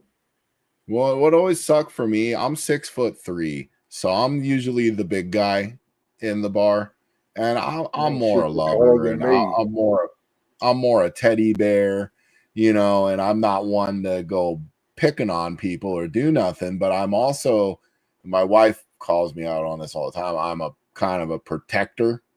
So when somebody goes after somebody, I tend to step over there and, hey buddy, leave him alone, kind of person. Yes, sir. Are you like me? Are you like me? What I tend to do is I tend to, as you say, eat the shit. I'll eat a lot of shit until I can't eat no more shit. But once I hit that point, you don't really want to be anywhere near me because I will hurt you at that point. I let it go for a long time until I hulk out. I was always told don't throw the first punch, but make sure you're the one throwing the last one. Well, as I told my daughter when she had to engage in the fisticuffs, I said, hit him as many times as you can, as hard as you can. Right. 6'4", big. No one mess with him. Well, I'm only 6 feet tall. My dad was 6'1", so usually I tower over everyone around me. But I think Joneser's got me beat. I can't wait to meet him in person someday. We've only known each other over these old interwebs. I'd like to road trip out your way sometime, and I'm sure I will. That's a given. If you ever do, mind me when I tell you where to stay and where not to go. Right. Yeah. No, I will definitely want to know where I should and shouldn't be. It's an interesting little place here that I live in. All right. So I am going to tell everyone what I've got on the list tonight here. I've got The Time Is Now. We've already played that. I've got Shipping Up to Eternia. We've played that. I've got the Scarborough Fair video with T-Law singing Scarborough Fair, which happens to be one of Radical Mom's favorite tunes. And sometimes I play that for the show opener. We've got Drunken Sailor, which is a sea shanty. We've got Sally Brown, which is also a sea shanty, but that one demonetizes me every time I play it. But I will play it for the right amount of money to overcome the demonetization. The Wellerman. I love the Wellerman. The Wellerman's a cool song. It's about a whaling ship. We've got T-Law and He-Man on karaoke night singing the Masters of the Universe theme song from the LP record. If you want to see me do Orko's magic trick in a special way, I've got that down there. That also demonetizes me because it's got Orko music behind it. I'm going to fix that one of these days. We've got the Instrument of War that we talked about earlier with Allie the Piper, who Joneser didn't think was a real person and then found out different. One time his best friend freaked out on pills and alky and slashed his chest. My dog almost killed him, but Mom called him off. Dad didn't want any revenge. My mother, she was a psycho. Okay, interesting story there. I would like to hear more with that. And one of the last ones that I have down here is Hulk Hogan telling a lie. Nobody's ever asked for that one again. I don't know if it did that well when I played it, but it's a funny one. Let me tell you something, brother. I did the super chat, brother, and I want to hear Hulk Hogan telling the lie, brother. Oh, brother. Okay. All right. You heard him, folks. He wants to hear Hulk Hogan tells a lie. Well, I'll be more than happy to play that just for you, Joneser. Oh, look. We got a new subscriber tonight, folks. Check it out. Look above me there.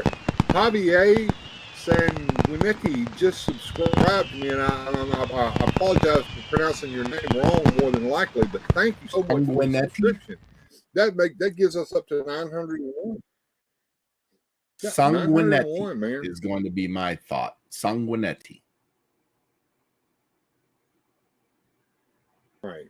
Let's watch Hogan telling a lie. It's got Bjorn Jorgensen in it too. About true badass guys away from the ring, pro wrestlers that were really badasses that could kick your ass in a street fight. Over your time, who were some of the genuine badasses? I mean, I heard stories that Haku back in the day was a legitimate badass behind the scenes. Who was the greatest badass in your opinion? Haku, for sure. Andre, no one ever tried him or tested him. He was just, Andre boxed for a while. Andre was a Golden Gloves boxer. Plus, you couldn't compare him to another human being. Andre was a force to be reckoned with. Swede Hansen, an older wrestler when I first came in the business, was pretty well respected by a lot of people.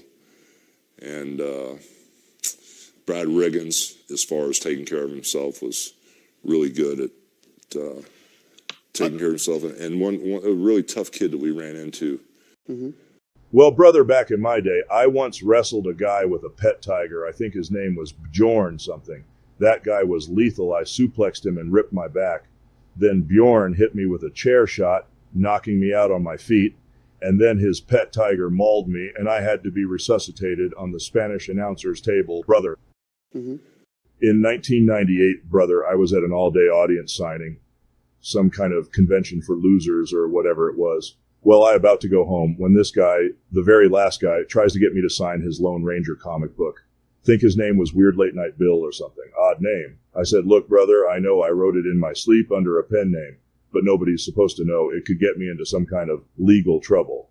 Well, he flew into a rage, started choking me. I grabbed the comic book and tried to slap him with it, which only made him madder. I didn't want to hurt him, but after he used a Russian leg sweep on me and tried to hit me with the chair I had been sitting on all day, well, brother, I did what you had to do. I wrapped him up in a chokehold, but he collapses and goes down on me real fast.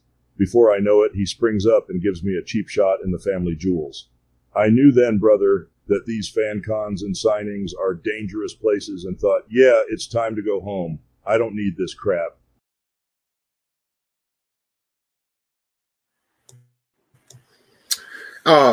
The question was, I'm a degenerate child, thank you.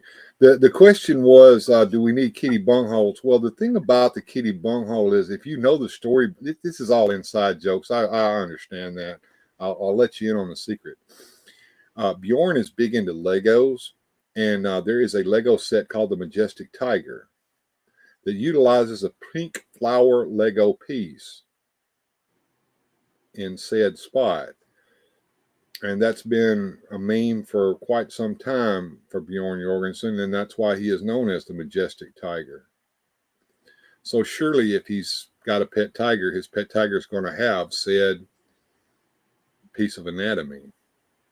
Oh, Say good night, Ben. All right, I'll see you next time. I'm going to try the horizontal. I hope you get some rest. Just stop, Bill. No. I'm here to entertain and make you laugh. And I see all the little crying, laughing emojis, and I know that I'm doing my job. And where are we at on the tote board there? $10 towards 50. So we're 20%. And well, you got to add the other 10 she sent the other way. So that's right. So we're $20. We're $20 toward. We're almost a halfway there. Oh, you're almost halfway there. Oh, Jones has got no hair. I like it. 5 $1 super chats or 1 $5 super chat gets me halfway there. If you want Joneser to stop singing, a $10 super chat will make him shut up for the rest of the night.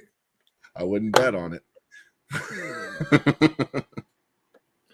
I got the power. I can cut you off. Not that I ever would, mind you. Not that I wouldn't do such. I would respect the power of the almighty dollar if that was the said request. Damn it, Jonesy, that song went right through my head. Oh, it's called brain worms. When you get an earwig in your ear, it eats all the way into your brain, and now you can't stop hearing it, and you can't stop humming it to yourself. Happens to me all the time, especially when I'm cutting videos. Ugh. So back into studio mode I go, and let's see what we can play next. Since nobody is super chatting me, I get to pick, right? Yes. All right. I recut this to get all of the Ben Stutley says a parting shot. Very familiar with Bjorn's majestic starfish flower. Wink and a nod. He knows what I'm talking about because he's been there for it when it started. Night, brother. You have a good one, man. All right, so we're going to play Instrument of War, which is one of my favorites because I love the little history lesson at the end. Brains. I want to eat your brains. Don't become a zombie. Hey, it's Nightwing.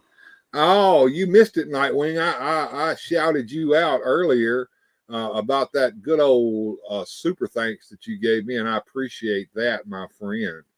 We're fixing to play. We're playing music videos right now, and we're collecting money towards our weekend goal that we make every weekend, and we're almost halfway there. We need $5 to be halfway there. And now we're going to play the Instrument of War for everyone. And yes, that is the real voice of Allie the Piper at the end because she is a real human being who plays the bagpipes, and she's got the medals to prove it. She's probably one of the best bagpipe players I've ever seen. She's got that old Snake Charmer beat. And yeah, that's another one. Look her up sometime. Snake Charmer's pretty cool. You ready?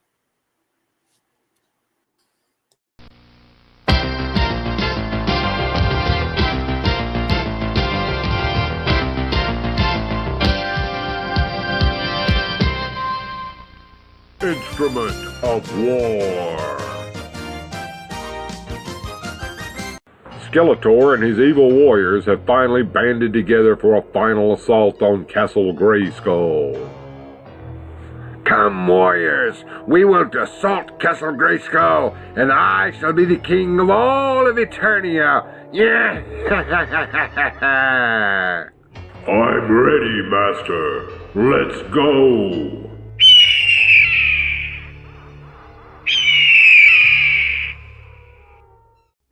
By your leave, Mistress Alley.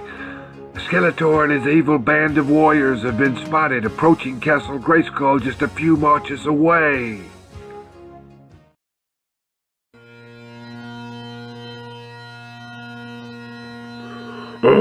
It's Allie the Piper, Master.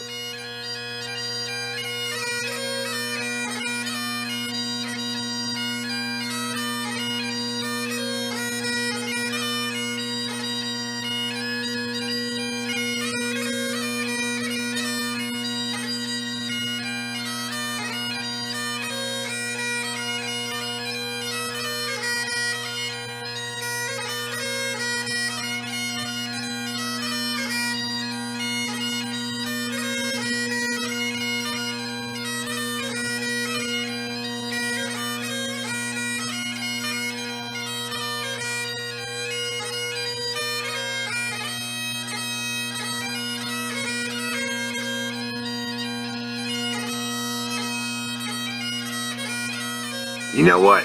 Fuck you, Skeletor. I ain't going up there. Not with Ally the Piper there. She'll inspire them to kill us all. It'll be a bloodbath. I'm out of here. Master, I have something else I have to do. Maybe next time. Come, Beastman. We'll show these cowards. Beastman. Ah! Curse you, Ally the Piper! It's time for a history lesson. After the Jacobite uprising, known as the Battle of Culloden in the year 1746, there were a series of bans and changes implemented by the English to the Scottish Highlanders. It became illegal to wear tartan and other forms of Highland dress, and the Great Highland Bagpipe was also classified as an instrument of war and was also banned. It is said that somebody was even executed for brandishing a Highland bagpipe after Culloden. If you are seen wearing a kilt or tartan, you could be put in prison for up to 6 months after just your first offense. The Highland pipes were classified that way until 1996. You know what? That was Flowers of Scotland that she played. There was a bagpiper that went ashore on Normandy with the Highlanders when they went into war in World War II. Did you know that? I did not. There's always been a bagpiper in any battle that the Highlanders have ever fought in.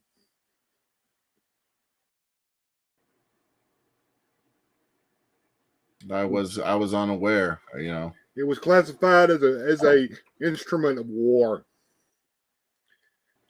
all the way up until 1996. There's OBS giving me the claps. I said that wrong, didn't I? I was gonna let it slide. F you, Skeletor. Most folks think that that's probably the best part of that old video is when Clawful finally tells Skeletor, you know, F you, Skeletor. That's my favorite part. Just because it's so unexpected, you know.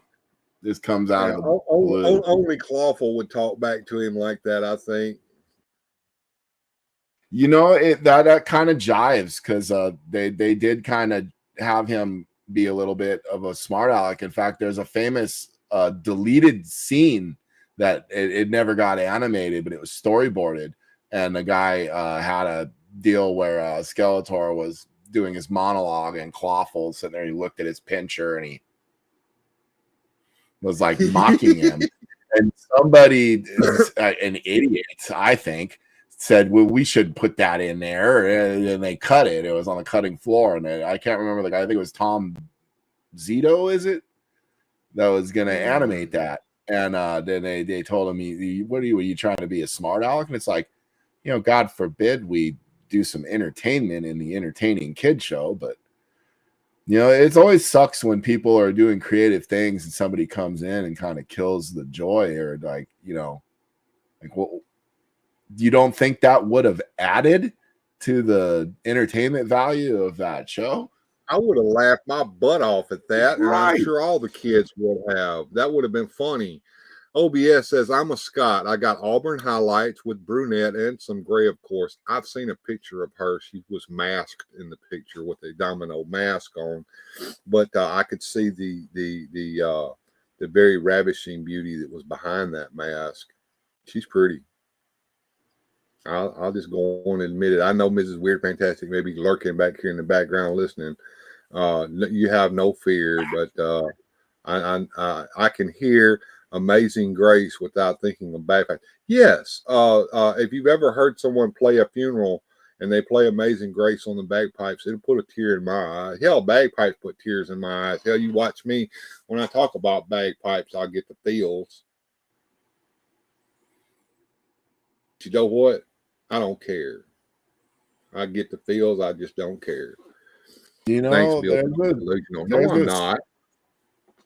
There's a stigma where people seem to think that men can't cry or can't show feelings or can't show emotions, and I call bullshit to that.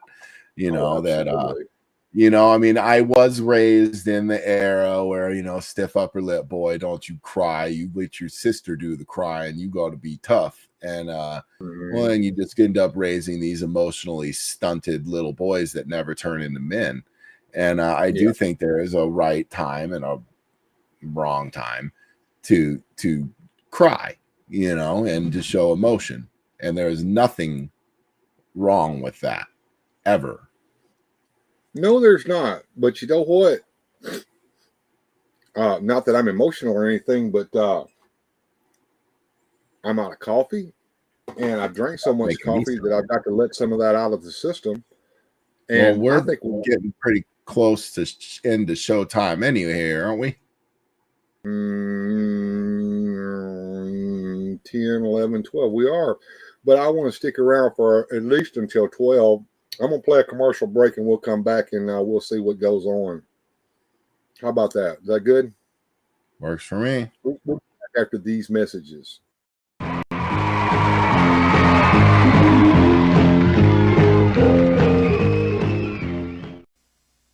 McDonald's Big Mac. It's more than just another hamburger. There are 2 all-beef patties, special sauce, lettuce, cheese, pickles, and onions on a sesame seed bun. 7 great ingredients working together to make one great taste. 2 all-beef patties, special sauce, cheese, lettuce, pickles, onions on a sesame seed bun. Get the idea? 2 all-beef patties, special sauce, lettuce, cheese, pickles, onions, and a sesame seed bun. It's your McDonald's Big Mac. You've got to taste it to believe it, you know what I mean? 2 all-beef patties, special sauce, lettuce, cheese, pickles, onions, and a sesame seed bun. 2 all-beef patties. Let me say a few words about McDonald's Big Mac. It's 2 all-beef patties, special sauce, lettuce, cheese, pickles, onions, and a sesame seed bun. 2 whole... Well, what was that word again? 2 all-beef patties, special sauce, lettuce, cheese, pickles, onions, and a sesame seed bun. Lettuce, cheese, pickles, onions, lettuce, cheese, pickles, oh, what am I saying? You deserve a break today at McDonald's, where your dollar gets a break every day. From all over the neighborhood, adventure team members and equipment arrive for the opening of G.I. Joe headquarters. Flash, a radio message from the tower. Adventure team member caught in quicksand. Get the maps. Here's the location. Get going, Joe, and good luck. Back in the tower, Joe signals, help on the way. We'll help get there in time. Create your own adventures. G.I. Joe Adventure Team Headquarters. G.I. Joes and ATVs sold separately.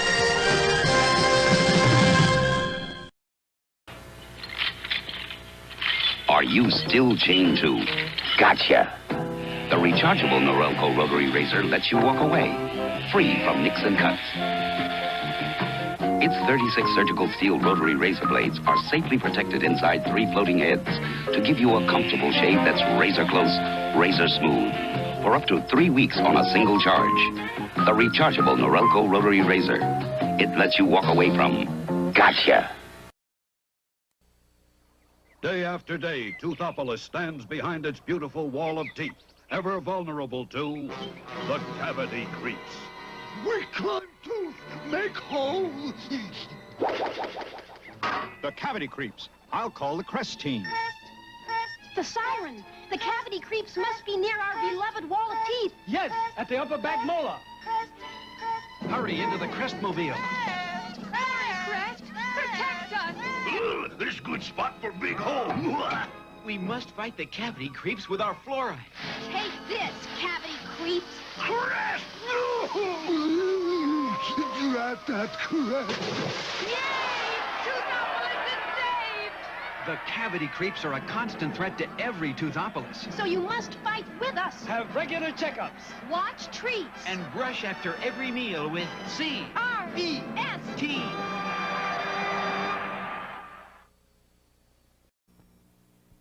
Say hello to Pop and Fresh Joe. It's such a nice feeling to make something fresh. Pop and Fresh Danish Rolls. Danish rolls just taste better when you bake them up fresh and hot. Try Pillsbury Danish in the dairy case. It's such a nice feeling. Get to know Pop and Fresh Joe. Mr. Cow. Yes? How many licks does it take to get to the Tootsie Roll center of a Tootsie Pop? I don't know. I always end up biting. Ask Mr. Fox, for he's much cleverer than I. Mr. Fox, how many licks does it take to get to the Tootsie Roll center of a Tootsie Pop? Why don't you ask Mr. Turtle, for he's been around a lot longer than I. Me, I bite. Mr. Turtle, how many licks does it take to get to the Tootsie Roll center of a Tootsie Pop? I never made it without biting. Ask Mr. Owl, for he is the wisest of us all. Mr. Owl, how many licks does it take to get to the Tootsie Roll center of a Tootsie Pop? A good question. Let's find out. 1, 2, 3, 3. If there's anything I can't stand, it's a smart owl. How many licks does it take to get to the Tootsie Roll center of a Tootsie Pop? The world may never know. WMC-TV, Channel 5, Memphis.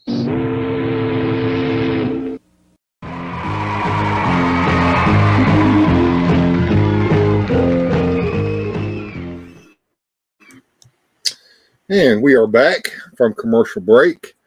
And Zazel has joined us. Good to see you there, Zazel. Mike Fee saying he loves the old commercials. Good member Barry says OBS. And I am back. I've got another cup of coffee made, and I've got one more video to play, and then we're going to call it a night. I am up for some super chats. We're close to goal, but maybe a super chat or two will get us even closer. I'll keep them up all day tomorrow as well, and we'll see if it moves any when we come in for tomorrow's show. I've got something special to open up. It's a figure that everybody's been wanting to get their hands on. I had to bite the bullet and go over to Evil Bay to get it. You guys will see it tomorrow. All right. Speaking of video lists here, Joneser, I'm going to let you pick. You can pick something we've already played if you wish. But what we haven't played yet is Sally Brown, the Wellerman, and Karaoke Night. And there is Orko's Magic Trick down there. It's not a music video, though. But you can pick from those and tell me what you'd like to see. I'm leaning towards Karaoke Night, I suppose. You suppose. Okay. I suppose. Leaning toward the karaoke. I know that's one of All Music Fan 88 Jeff's favorites. I don't know if he's still with us or not, but if you are, or if you're watching the replay after you've gone to bed already, here you go. We'll play it, and then, karaoke, says Hazel's Clubhouse. Oh, here we go, folks.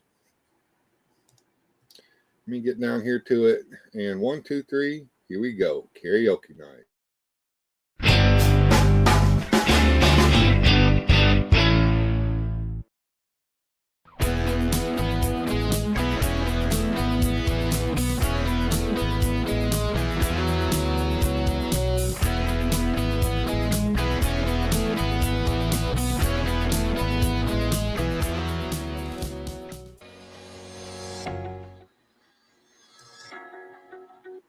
And that's the end of that. And we are back. Well, we were joined by Blue Sasquatch and Zazel while we were gone. Good to see you, Zazel. If you don't know who Zazel is, his channel used to be called Sergeant Slaughter's Slaughterhouse, but he changed the name to Zazel's Clubhouse. A little different format. Check it out. It's pretty cool. They've been talking about Toy Biz toys over there here lately. I was actually enjoying that. Unlike you and Grindhead, I've got a little bit of love for the Toy Biz stuff, whereas I think you guys are a little more in your superpowers end of things, and to you guys, those are just knockoffs. I prefer the superpowers versions. Yes, you're correct. Not that look, if I didn't have any love at all for Toy Biz, I wouldn't have any in my collection, but you know as well as I do that I do. True, you do, but I think you've repurposed them. They are not sitting there in their Toy Busy fashion, I don't believe.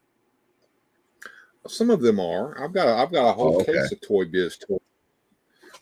If you want to know the honest to God truth, I do have a case of the Toy Biz toys. Oh wow! You guys hear about WWE Billy Jack Haynes? Yeah, I did hear about that OBS. I think we talked about that a little shortly after. If you want to investigate that, you can. But I think Dutch Mantel covered it, and I know Corny covered it, and Billy Jack Haynes has always been touched in the head, even back in the day.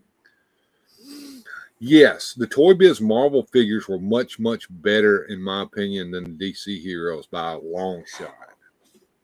And I'm going to have to agree with that. I had that entire first wave, the Punisher, the Daredevil, Doctor Doom, Captain America. I had all of them. And I'm actually haunting an eBay listing that has all of them on card sitting there. It's a little out of my price range right now, but we're just keeping an eye on it. You want to see what it goes for? Well, look, here's the thing about the Toy Biz figures. They were in the same scale as Superpower, so you could have and much better scaling and much better articulation than the Secret Wars figures, which also were in the scale, but they didn't fit as well. But the damn Toy Biz figures, you could have Superman fight Spider-Man, or the Hulk fight Batman, or something stupid like that. I don't remember him, and I watched all time with Hogan and Macho Man. Wasn't he in the Northwest? When he Billy Jack, he was kind of up in the Northwest territory, if I'm not mistaken. And, yeah, Mike, I think you're right.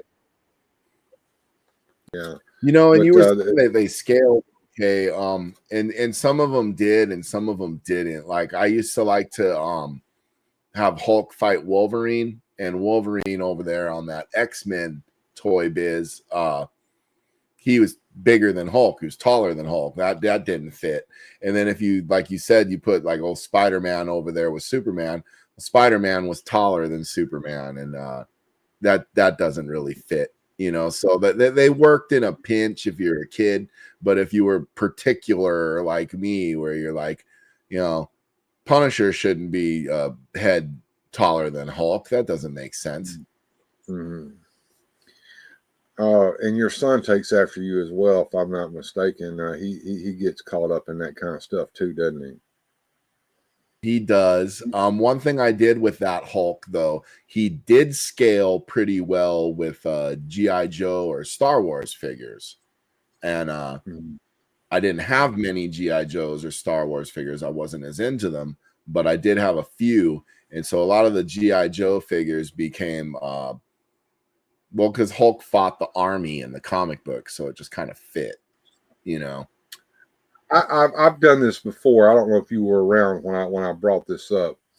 There was a Hulk figure that I wanted to buy, but I was like a grown-up man, and I just had a brand new family child, and I wasn't buying toys, but I was still going to the toy section and looking at what was there and wishing and that kind of stuff. But there was a Hulk figure that I always wanted, and I'm probably going to wind up getting him sooner or later. Probably later, but it was a big toy, and it came with the little bitty Bruce Banner figure that you could put inside the Hulk toy. Do you remember that? I don't. That's not ringing any bells for me. Yeah. One of these days when we're not sitting here all lagged out and late at night and getting ready to end the show, I'll try to bring it up and show you a picture of it, because I've seen evidence of it out there on the interwebs. I know Gojitron, if he was around, he could back me up on this. I'm with Mike Fee on that Hulk 20th anniversary. That one is cool. Yeah. I haven't seen that one yet. I'm gonna have to look that one up. I try not to look at much, because I end up spending money that I don't have. And Jones and I were talking about that as well the other night. Google him. He was a kid card guy. Okay. Tiny Bruce. Mid card guy is what he's trying to say. Okay, mid card. I'm sorry. I just read them as they come. Sometimes I'll fix myself, but usually I speak typo. It's a second language. When I was a kid, I took typo in school and got an A. Did you? I took typo in school and got an F. See, I got you, Mike. Mid card. I knew what he meant. I meant what he knew. Only knew because I watched True Geordie on do a vid on it. True Geordie. Must be a YouTuber. Cause she's like I wasn't following that. I didn't follow that Billy Jack story too much, but the one I did follow, and it didn't end as badly. But did you hear about the dude that broke into Hacksaw Jim McDougan's house? Was this recent or did this happen a while Yeah, back? this was recent. Some dude running from the cops trying to escape, and he ran into Hacksaw's house trying to get away, and Hacksaw subdued him at gunpoint and waited for the cops to come. I don't know if Hacksaw's in good shape or not. I know he looked pretty awful there at one time when he was suffering from the cancer. But at one time, he's still big. I would think Hacksaw Jim Duggan could probably hook you and put you in a hole that would hurt like a motherfucker.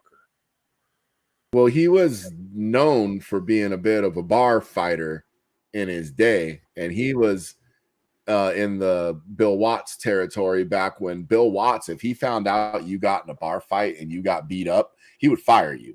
Because if you got beat up by regular people in a bar, what good are you in a wrestling ring to me? You're nobody now. And so he took that you're serious. Unbelievable. Yeah, he took that serious. So he said, if you're going to act a fool and go out in public and be drunk and get in bar fights, you better win. You win all of them or you're fired. And so I was thinking he never got fired. Thing, OBS.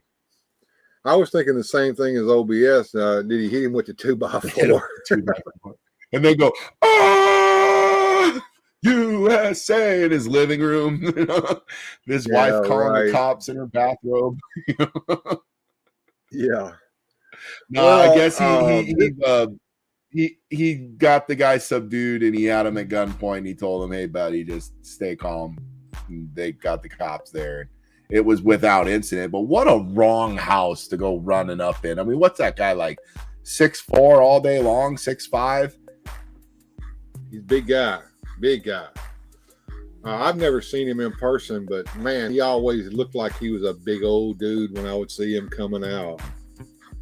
His hands. You know, you can tell a lot by a big man when you look at his hands. That dude had fingers that looked like freaking bratwursts. You know, yes. I mean, it's like the dude had those huge hands. Like fighting a gorilla. It, don't you? You hear it?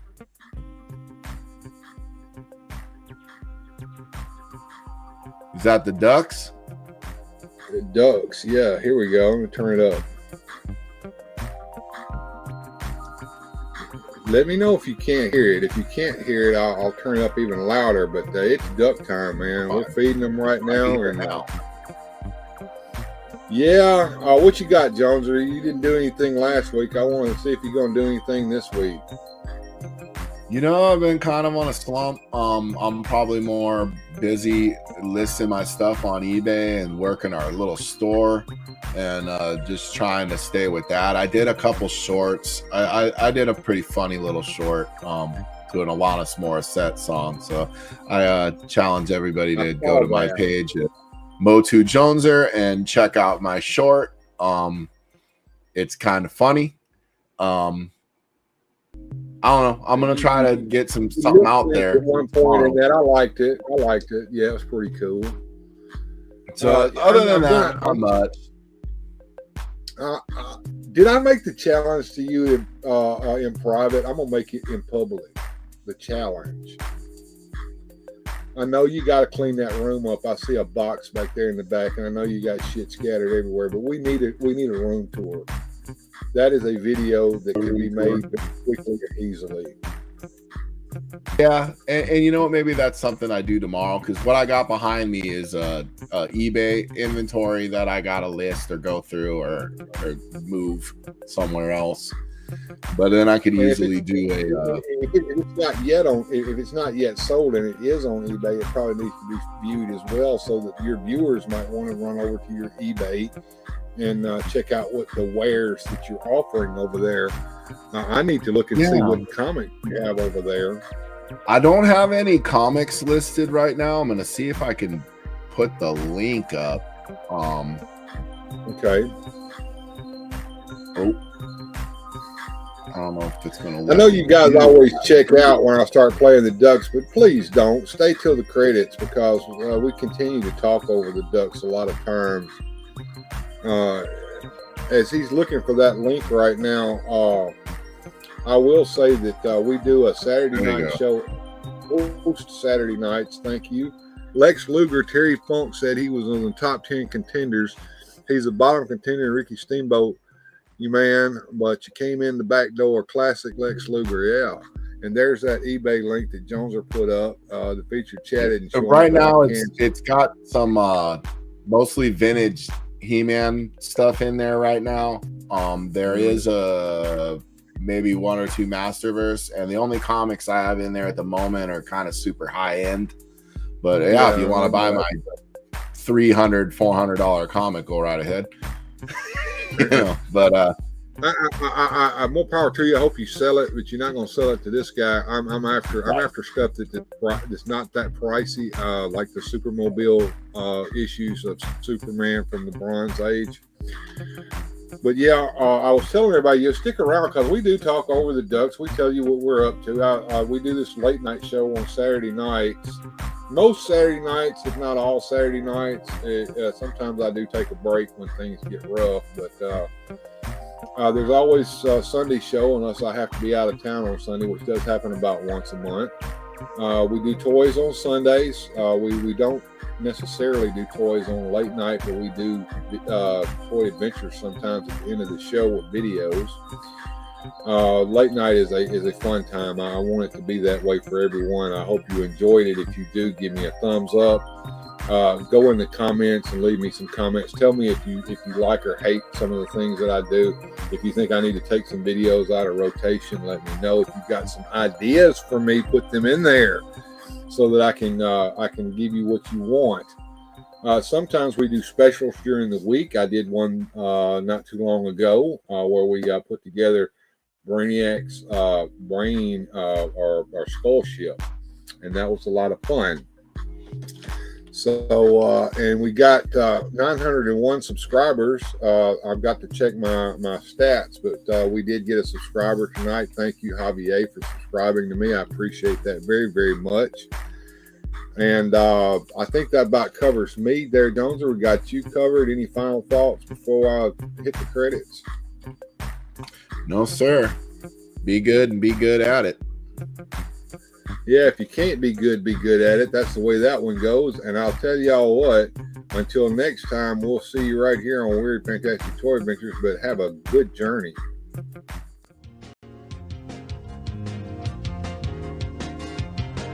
Special thanks to the channel supporters.